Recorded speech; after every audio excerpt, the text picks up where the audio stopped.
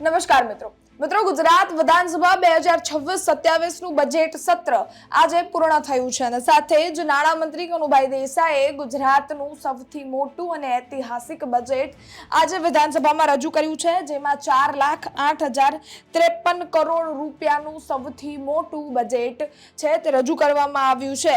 સાથે જ મધ્યમ વર્ગીય વેપારીઓ અને તેમજ આરોગ્ય તથા કૃષિ ક્ષેત્રના લોકો છે તેની માટે પણ જાહેરાતો અહીંયા કરવામાં આવી છે।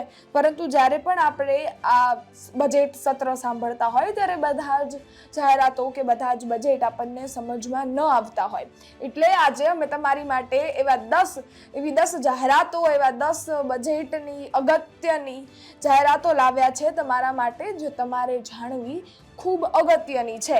તો આવો જોઈએ બજેટની મહત્વની 10 જાહેરાતો। શહેર નગરપાલિકામાં પાર્કિંગ માટે 100 કરોડ। સ્માર્ટ પાર્કિંગ એટલે કે એક કેમેરાથી તમે અલગ અલગ 10 વાહનોની પાર્કિંગની સ્થિતિ જોઈ શકશો। સાથે જ પાર્કિંગમાં જગ્યા છે કે નહીં જેનાથી તમે તમારું વાહન પાર્ક કરી શકશો કે કેમ તે પણ જોઈ શકશો। સાથે જ 8 multi level parking, 43 of city parking, 56 on city parking, 28 underbridge location સહિત 135 જગ્યાઓએ લાઈવ તમે એપ્લિકેશનમાંથી આ સ્માર્ટ પાર્કિંગ છે તેને જોઈ શકશો। સાથે જ અનેક બીજી ફેસિલિટીઝ પણ સ્માર્ટ પાર્કિંગ તમને પ્રોવાઈડ કરશે। Gujarat wire free city mission 500 કરોડની જોગવાઈ। ગુજરાતને વાયર ફ્રી કરવા માટે 500 કરોડની જોગવાઈ કરવામાં આવી છે। કડાણા ડેમમાં ફોલ્ડિંગ સોલાર પ્રોજેક્ટની સ્થાપના કરાશે। રાજ્યના વિવિધ જળાશયો અને જળ સંપત્તિઓનો મહત્તમ ઉપયોગ કરવાના હેતુથી કડાણા ડેમની નવતાર ફોલ્ડિંગ સોલાર પ્રોજેક્ટની સ્થાપનાનું આયોજન કરવામાં આવ્યું છે, જેના માટે 150 કરોડની જોગવાઈ કરવામાં આવી છે। આઈટીઆઈ દીકરીઓ માટે નવી યોજનાની જાહેરાત। આઈટીઆઈમાં ભણતી દીકરીઓની માટે જાહેરાત કરવામાં આવી છે।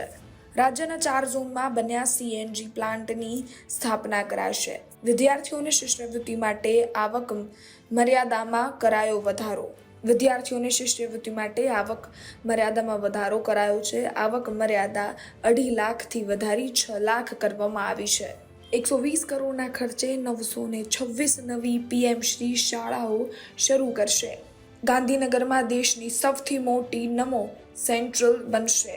દેશની સૌથી મોટી નમો સેન્ટ્રલ બનશે। ગાંધીનગર ખાતે દેશની સૌથી મોટી અને અત્યાધુનિક નમો સેન્ટ્રલની સ્થાપના કરવામાં આવશે, જેમાં અભ્યાસને અને તેમજ વાંચનની સુવિધાઓ ડિજિટલ સ્વરૂપે ઉપલબ્ધ કરવામાં આવશે, જેના માટે બજેટમાં 100 કરોડની જોગવાઈ કરવામાં આવી છે। અમદાવાદની એલડી એન્જિનિયરિંગ કોલેજમાં બનશે રિસર્ચ પાર્ક। અમદાવાદની એલડી એન્જિનિયરિંગ કોલેજમાં 51 કરોડના ખર્ચે આઈઆઈટી મોડલ પર બનશે રિસર્ચ પાર્ક। સુરત, વડોદરા, મહેસાણા, રાજકોટમાં રિજનલ આઈ હબ સેન્ટર બનશે। અમદાવાદને ઓલિમ્પિક રેડી સિટી બનાવવામાં આવશે। ઓલિમ્પિક્સના આયોજન માટે અમદાવાદને તૈયાર કરવામાં આવી રહ્યું છે। સાથે જ બજેટની વિશેષ જોગવાઈ કરવામાં આવી છે। ઓલિમ્પિક્સ રેડી સાથે જ કોમનવેલ્થ ગેમ માટે બજેટમાં 1,270 કરોડ રૂપિયાની ફાળવણી કરવામાં આવી છે, જેનાથી રમત ગમતમાં વધારો થાય અને તેમજ અમદાવાદ છે તે ઓલિમ્પિક રેડી સિટી બને। તમે આ 10 જાહેરાતો સાંભળી, જેમાં બધા જ અલગ અલગ ક્ષેત્રોને લઈ અને જાહેરાત કરવામાં આવી છે ને આ 10 અગત્યની જાહેરાતો છે જે તમારે પણ જાણવી ખૂબ અગત્યની હતી। ખેર, આ હતું 2026-27 નું બજેટ જે આજે વિધાનસભામાં પૂર્ણ થયું છે અને તેમજ રજૂ કરવામાં આવ્યું હતું। હવે આને લઈને તમારું શું માનવું છે કોમેન્ટ્સમાં ચોક્કસથી જણાવજો। સાથે જ અમારી ચેનલ ગુજરાત તકને લાઈક, શેર અને સબસ્ક્રાઇબ કરવાનું ન ભૂલશો। સાથે જ અમારી ચેનલ યુટ્યુબ અને ઇન્સ્ટાગ્રામ પર જોઈ રહ્યા છો તો ફોલો કરવાનું ન ભૂલશો। ધન્યવાદ।